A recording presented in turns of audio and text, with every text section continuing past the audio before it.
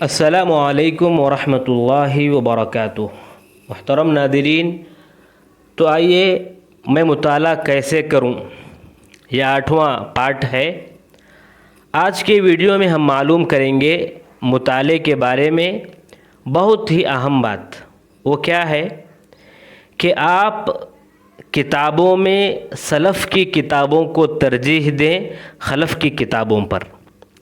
دوبارہ سنیے، آپ جب بھی کتاب پڑھیں گے تو سلف یا اسلاف نے جو کتابیں لکھی ہیں ان کتابوں کو پہلے ترجیح دیں، پھر بعد میں خلف کی کتابوں کو پڑھیں۔ اب سلف سے کیا مراد ہے؟ سلف یعنی پہلے کے جو علماء گزرے ہیں، پہلے کے جو مؤلفین گزرے ہیں، ان کتابوں کو آپ پہلے پڑھیں۔ اب اس میں خلف کی جو کتابیں ہیں یا بعد میں آنے والے جو علماء ہیں ان کی کتابوں کی ناقدری کرنا یہ مقصود نہیں ہے، بلکہ بتانا یہ ہے کہ اسلاف اپنی جگہ اسلاف ہیں اور اخلاف اپنی جگہ اخلاف ہیں۔ تو اگر ہمیں 2 کتابیں ملتی ہیں، ایک خلف کی ہے ایک سلف کی ہے، تو ہم سلف کی کتاب کو پہلے ترجیح دیں گے، اس کے بعد پھر ہم خلف کی کتاب کی طرف بھی بڑھیں گے۔ آپ کو بات اچھی طرح سمجھ میں آ گئی ہوگی۔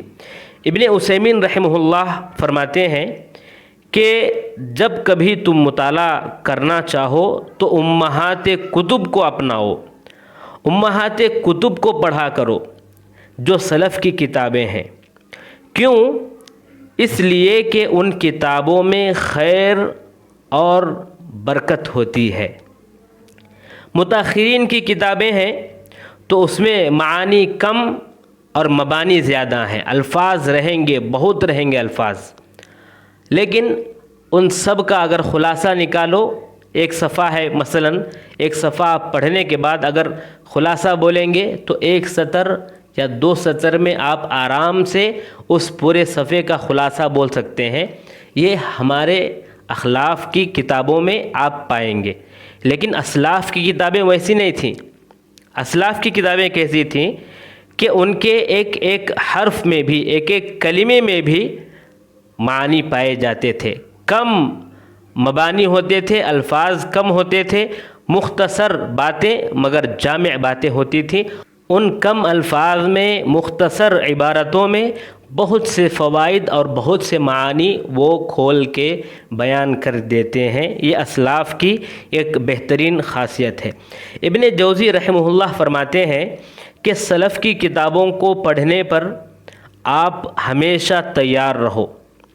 طالب علم کی کامیابی کا راستہ یہی ہے کہ وہ ان کتابوں کو باقاعدہ معلوم کرے، معلومات حاصل کرے کہ کون کون سی کتابیں اسلاف کی ہیں، اور ان کو معلوم کرنے کے بعد ان کا مطالعہ کرے۔ اس کا فائدہ یہ ہوگا کہ وہ ان کے علم کو حاصل کرے گا، ان کی عالی ہمتی کو جانے گا، عزیمت کا راہی بنے گا۔ اور آج کل کے جو کتابیں ہیں، معاصرین کی جو کتابیں ہیں، ہمارے ساتھ رہنے والوں کی جو کتابیں ہیں، ان کتابوں سے نہ انسان کے اندر عالی ہمتی آئے گی بلکہ کچھ فائدہ نہیں ہوگا۔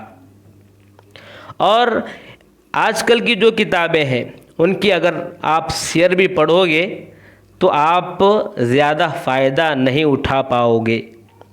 لہذا اسی لیے پہلے کے جو سیر ہیں، پہلے کے جو لوگ ہیں، ان کے بارے میں اگر ہم پڑھیں گے تو ان کی تمام چیزیں ہم گویا کہ آج کل دیکھ رہے ہیں، ایسا جو ہے محسوس ہوگا۔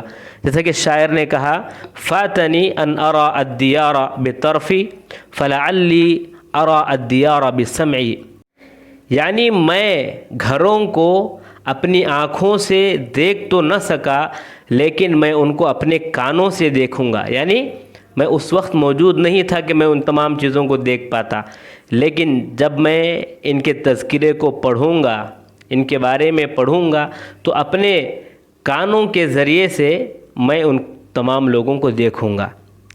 شیخ الاسلام ابن تیمیہ رحمہ اللہ سلف کے علم کے متعلق فرماتے ہیں کہ سلف خلف سے ہر اعتبار سے بہتر ہے، علم کے اعتبار سے بھی، عمل کے اعتبار سے بھی، ایمان کے اعتبار سے بھی، عقل کے اعتبار سے بھی، دین کے اعتبار سے بھی، بیان کے اعتبار سے بھی، عبارت کو واضح کرنے کے طور پر بھی، اور ہر چیز میں وہ لوگ خلف سے بہترین ہیں۔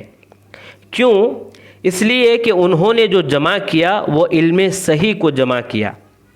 سلف کی کتابوں کے پیچھے ان کے صحیح عقل کار فرما تھے، جو صحیح منہج پر قائم تھے، اور ان کتابوں میں ابتدا تا انتہا نصیحت ہی نصیحت ملے گی، جو خلف میں اس کی کمی آپ بخوبی دیکھ سکتے ہیں۔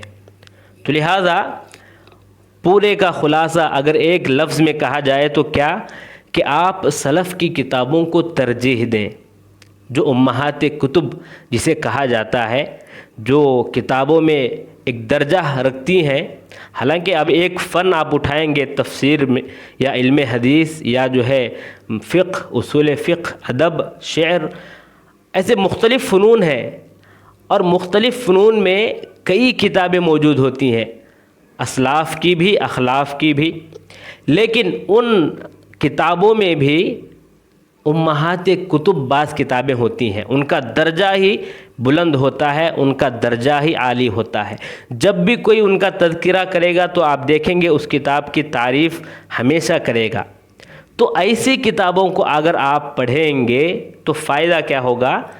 اس سے آپ کو زیادہ علم حاصل ہوگا بمقابل آپ اگر کسی خلف کی کتابیں پڑھتے ہیں۔ تو اس کا مطلب پہلے ہی ہم نے سمجھایا، اس کا مطلب یہ نہیں کہ خلف کی کتابوں میں کچھ نہیں، اس کو نہیں پڑھنا، نہیں، یہ بھی غلط بات ہے۔ ہم اس کو ترجیح دیں گے لیکن پڑھیں گے اس کو بھی، کیونکہ کبھی کبھی آپ ایسی کتابیں بھی اخلاف کی دیکھیں گے جو اسلاف لکھ کر گئے ہیں، ان تمام چیزوں کو ایک کتاب میں جمع کر دیے۔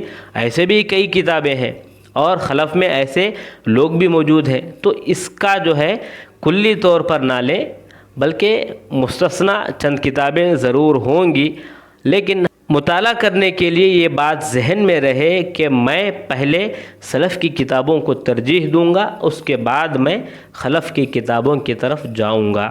اللہ سے دعا ہے اللہ تبارک و تعالی ہمیں اور آپ کو بہترین مطالعہ کرنے والا بنائے، اور اسلاف نے جس طرح دین کی خدمت کے لیے کچھ نہ کچھ کیا ہے، ہمیں بھی دین کی خدمت کے لیے تیار رہنے اور کچھ نہ کچھ عمل کرنے کی توفیق عطا فرمائے، آمین یا رب العالمین۔